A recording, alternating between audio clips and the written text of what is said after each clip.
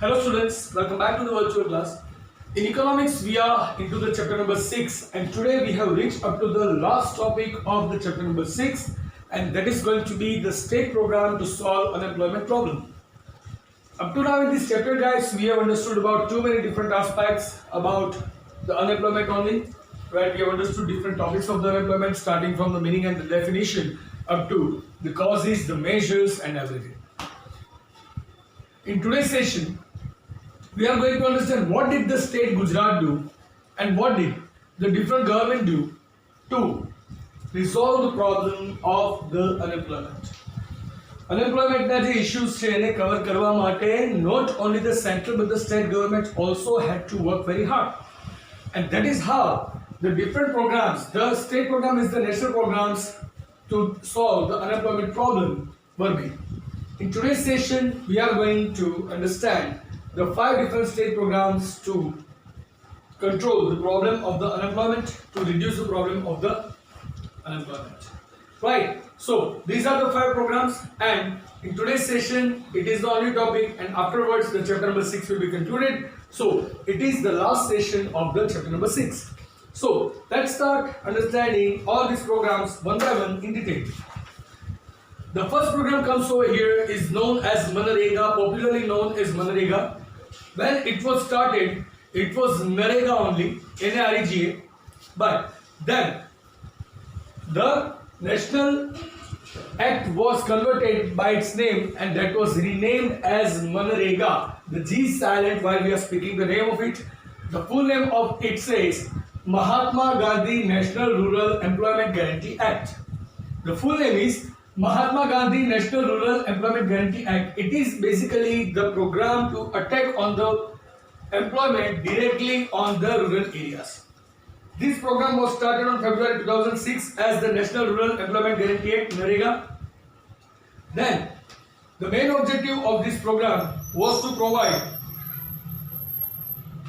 the people who are living into the rural areas with the facilities so that they can come forward with the employment. That means the people were guaranteed, right? Out of the people who are living below poverty line, right, one family member of them was guaranteed to have the employment for at least 100 days, right, in a year. એટલે કે એક વર્ષમાં 100 દિવસનું employment એને compulsory આપવું અને in case government is not able to find out the work for them, government will pay them the money of those 100 days. એટલે કે 100 days નું લેબર આપવાનું છે અને 100 days ના લેબર નથી થતા તો ડાયરેક્ટ 100 days નું પેઆઉટ મળશે. રાઈટ, 2nd ઓક્ટોબર 2009 ગાંધી જયંતિના દિવસે આ જે સ્કીમ છે એનું નામ ચેન્જ કરીને Mahatma Gandhi national rural employment guarantee act તરીકે રાખવામાં આવ્યું કે જેને પછી લોકો મનરેગાના નામથી ઓળખે છે. હવે મનરેગા જે એક્ટ બન્યો તો નરેગા કરતા મનરેગાની અંદર અપડેટ્સ વધારે હતા. બરાબર, ગવર્મેન્ટ ઇન્ક્રીઝ ધ ઇન્સેન્ટિવ્સ એટલે કે લોકોને જે ઇન્કમ મળતું હતું પહેલા માત્ર નરેગામાં લોકોને જે ઇન્સેન્ટિવ એટલે કે ઇન્કમ મળતી હતી એના કરતા મનરેગામાં ઇન્સેન્ટિવ વધી ગયું, લોકોને ઇન્કમ વધારે મળી ગઈ. ઉપરથી આજુબાજુના 5 કિલોમીટરની અંદર જ એરિયામાં વર્ક મળી જશે એવી વ્યવસ્થા કરવામાં આવી. In case the person has to go more than 5 kilometres, right, તો એનું ટ્રાવેલિંગ અલાઉન્સ પણ ગવર્મેન્ટ આપશે. That is the part of the scheme, right. So it was basically the tool to attack on the unemployment on the rural area directly, right. હવે જો લેબરને કદાચ 5 કિલોમીટર્સથી વધારે જવું પડે તો બે ઓપ્શન્સ હતા, ઈધર એને ટીએડીએ મળશે ઓર એલ્સ એને 10% એક્સ્ટ્રા વેજ મળશે કે જેમાંથી આવવા જવાનો જે ખર્ચ હોય કાઢી શકે. બરાબર, આ જોબની અંદર દરેક વ્યક્તિને જોબ કાર્ડ મળશે, જેટલા લોકોને જોબ મળે છે એને જોબ કાર્ડ મળશે. બરાબર, અને જોબ કાર્ડ છે 5 વર્ષ માટે વેલિડ રહેશે, રાઈટ. એટલે કે એક પર્સન છે 5 યર્સ સુધી આ સ્કીમનો બેનિફિટ લઈ શકશે. બરાબર, 5 યર્સનું જોબ કાર્ડ હોય એમાંથી જેટલા દિવસના જોબ કાર્ડમાં એને વર્ક નથી મળ્યું, સે ફોર એક્ઝામ્પલ યરની અંદર 100 ની જગ્યાએ 90 ડેઝનું જ વર્ક મળે છે અને 10 ડેઝનું વર્ક નથી મળતું તો એ જોબ કાર્ડ જેવું સબમિટ કરશે એટલે તરત એને 10 ડેઝના વેજીસ કે જે એને પહેલા જે કોન્ટ્રાક્ટર પાસેથી મળવા જોઈએ એની જગ્યાએ ક્યાંથી મળશે? ડિરેક્ટલી ગવર્મેન્ટ પાસે, right. So that is all about the Manrega guys. The second is PDUSJY, Pandit Deen Dayal Upadhyay Shramyo Jyoti Yojana. આ પ્રોગ્રામ 16 ઓક્ટોબર 2014 માં સ્ટાર્ટ થયો. મેઇન ઓબ્જેક્ટિવ એક જ હતો એનો બરાબર, કે લોકોને હેલ્થ અને સિક્યોરિટી આપવી, સારું મેનેજમેન્ટ આપવું, બરાબર, કે જેથી એ લોકો સ્કિલ ડેવલપ કરી શકે, એ લોકોનું વેલફેર થાય, બરાબર, જે લેબર્સ છે એ અનઓર્ગેનાઇઝ સેક્ટરમાં વર્ક કરતો હોય એને વધારે સારું કામ મળી શકે. અનઓર્ગેનાઇઝ સેક્ટર એટલે શું છે? આપણે લોકોએ વાત કરેલી છે કે જે સેક્ટરની અંદર there are no rules, right, કે જે ગવર્મેન્ટના રૂલ્સ પ્રમાણે ચાલે ના ચાલે, it is completely dependent on the owner of the business. તો એવી જગ્યામાં જેટલા લોકો કામ કરે છે એટલા લોકોને સારું મેનેજમેન્ટ મળે, બરાબર, સારી સ્કિલ એ લોકોની ડેવલપ થાય, એ લોકોને સારું વર્ક એટમોસ્ફિયર મળે, એ લોકોને હેલ્થ કેરની ફેસિલિટી મળે.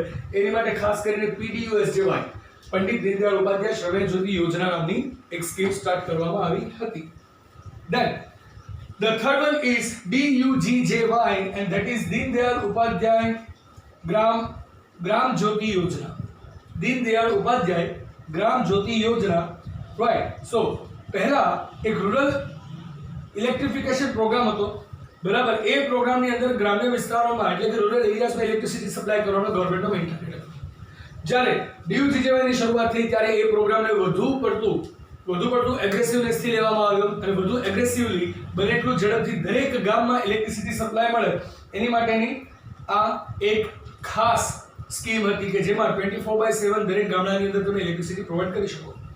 જો રૂરલ એરિયાઝમાં, જેમ આપણે પહેલા મેજર્સમાં વાત કરેલી ઇન્ફ્રાસ્ટ્રક્ચર ડેવલપમેન્ટ બાબતે, કે જો રૂરલ એરિયાઝમાં ઇલેક્ટ્રિસિટી સપ્લાય ને એ બધું જો વધારવામાં આવે તો ડિફાઇનેટલી લોકો એટલીસ્ટ કાંઈક પણ નાના મોટા ઇક્વિપમેન્ટ્સ લાવીને પોતાનું કંઈક પ્રોડક્શન કે પોતાનું કંઈક સર્વિસ ડેવલપમેન્ટ કશું પણ કરી શકે કે જેમાંથી એ સેલ્ફ એમ્પ્લોયડ બની શકે, રાઈટ. પણ હવે મશીન્સને કે કોઈ પણ નાના ઇક્વિપમેન્ટ્સને રન કરવા માટે ઇલેક્ટ્રિસિટી નથી, how would they people will be able to make them self employed, right. So for that only કે દરેક ગામની અંદર 24/7 ઇલેક્ટ્રિસિટી સપ્લાય મળી રહે એટલે દીનદયાળ ઉપાધ્યાય ગ્રામ જ્યોતિ યોજનાની શરૂઆત કરવામાં આવી હતી. Then the fourth one is Deendayal Upadhyay ગ્રામીણ કૌશલ્ય યોજના, રાઈટ. દીનદયાળ ઉપાધ્યાય ગ્રામીણ કૌશલ્ય યોજના, DUGKY, રાઈટ. આ સ્કીમની શરૂઆત કરી હતી 25 સપ્ટેમ્બર 2014 ના. મેઇન ઓબ્જેક્ટિવ એક જ હતો કે જે 18 વર્ષથી 35 વર્ષની વચ્ચેના એજ ગ્રુપના યુથ છે, બરાબર, એ યુથને એમ્પ્લોયમેન્ટ આપવું, to create the opportunities from where the people between the 18 to 35 years age group they can avail some job and they can get rid of the situation of unemployment, right. And that's why ગ્રામ્ય વિસ્તારોની અંદર જે કૌશલ્ય રહેલું છે એટલે કે ગ્રામ્ય વિસ્તારોમાં રૂરલ એરિયાઝમાં જે લોકો એવા છે કે જેની સ્કિલ હજુ ડેવલપ છે અને વધારે ડેવલપ કરી શકાય એમ છે, તો એવા સ્કિલ લેબર્સ જે અનએમ્પ્લોયડ હોય વિલેજ એરિયાઝમાં એ લોકોને સમવેર ક્યાંક એવા વર્કમાં અપોઇન્ટ કરવા, અથવા કંઈક એવું વર્ક એ લોકોને અલોટ કરવું કે જેનાથી એ પોતાનું અનએમ્પ્લોયમેન્ટ જેવો ઇશ્યુ છે દૂર કરી શકે અને they can get employed and they can earn well, બરાબર. તો that was the scheme, Deendayal Upadhyay ગ્રામીણ કૌશલ્ય યોજના. And the last scheme of today and the last topic of this chapter only, right, it is Prime Minister Agricultural Irrigation Program. Prime Minister Agricultural Irrigation Program.